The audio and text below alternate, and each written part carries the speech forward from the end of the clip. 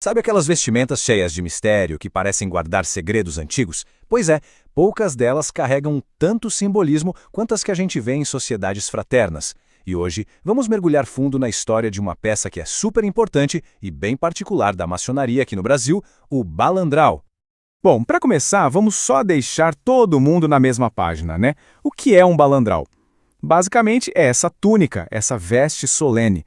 Mas olha, não se engane pela simplicidade dela.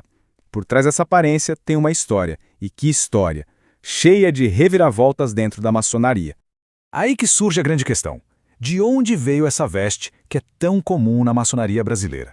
Parece uma pergunta simples, né? Mas a resposta abre um debate histórico fascinante. E o mais curioso é que existem duas versões bem diferentes para essa história. Uma nos leva para lendas super antigas. A outra segue pistas de revolucionários lá do século XIX.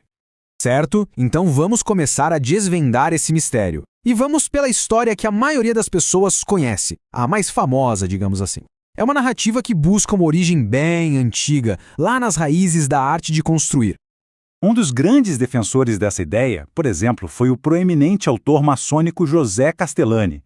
Ele dizia que o uso do balandral vem lá de trás, mas muito lá de trás mesmo, dos Collegia Fabrorum na Roma Antiga, no século VI a.C. A ideia é que seria uma herança direta dos antigos construtores romanos. Então, por essa teoria, a gente tem um cenário de uma tradição que nunca se quebrou, sabe? Que veio passando de geração em geração por milênios, desde os canteiros de obra lá de Roma até chegar nas lojas maçônicas aqui no Brasil. É uma história bonita, sem dúvida. Só que os registros históricos parecem contar uma história um pouquinho diferente. E é aqui que a investigação começa a ficar interessante. Porque quando a gente olha para os fatos históricos, surge um verdadeiro quebra-cabeça.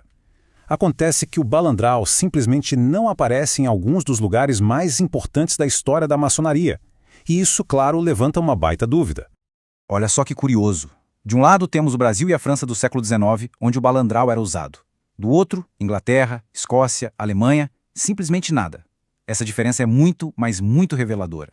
A veste é praticamente uma desconhecida justamente nos lugares que são o berço da maçonaria como a gente conhece hoje. Então fica a pergunta, né? Se o balandral é uma veste maçônica tão antiga, tão original, por que ele não existe nos países que são o berço da maçonaria?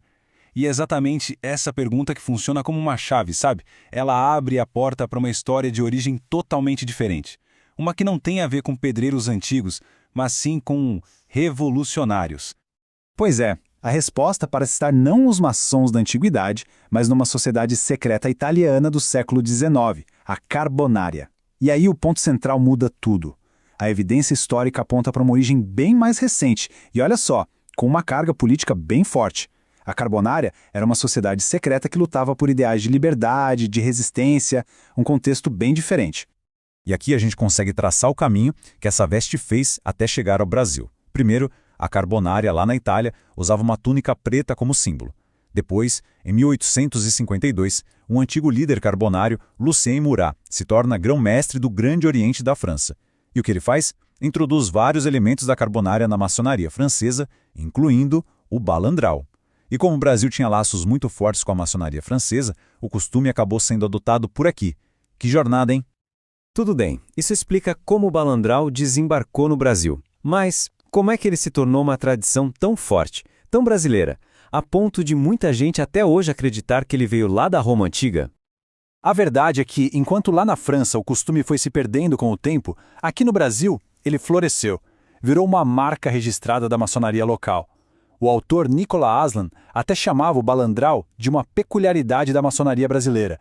É algo que realmente nos diferencia. E o status oficial dele reflete bem essa história. Se a gente for olhar os regulamentos, o uso do balandral é tolerado nas sessões comuns, mas ele não é o traje oficial obrigatório. Não é uma exigência universal, entende? É mais uma tradição que foi aceita, praticada e que, no fim das contas, virou parte da identidade maçônica aqui no país. Mas é super importante a gente lembrar de uma coisa. Por mais que o balandral tenha seu significado a veste maçônica universal, a verdadeira de verdade sempre foi e sempre será o avental. O avental é o símbolo do trabalho, da dignidade, é a identidade do maçom. Podemos dizer que o balandral cobre o homem, mas é o avental que identifica o maçom. Ok, já desvendamos a história, de onde ele veio, como chegou aqui. Agora vamos para a parte mais filosófica. Por que essa túnica preta é tão importante? O que ela representa? O que ela ensina para quem a veste? Bom, o balandral é muito mais do que só uma roupa. Ele tem uma filosofia por trás. Primeiro, a igualdade. Com todos vestidos da mesma forma, o rico e o pobre se tornam simbolicamente iguais. Depois, a uniformidade, que cria essa unidade visual no grupo. Tem também a humildade, porque ele ajuda a pessoa a se desapegar da vaidade, do status do mundo lá fora. E por fim, a impessoalidade. É uma ferramenta de ensino muito poderosa. E para a gente fechar, fica uma reflexão. O que a história do balandral pode nos ensinar sobre como as tradições nascem, viajam e ganham novos significados? A jornada de uma veste, que parece tão simples, na verdade nos mostra uma história super complexa, que mistura lendas, revoluções, identidade cultural e mostra, acima de tudo, como os símbolos são poderosos para unir as pessoas e transmitir ideias através do tempo.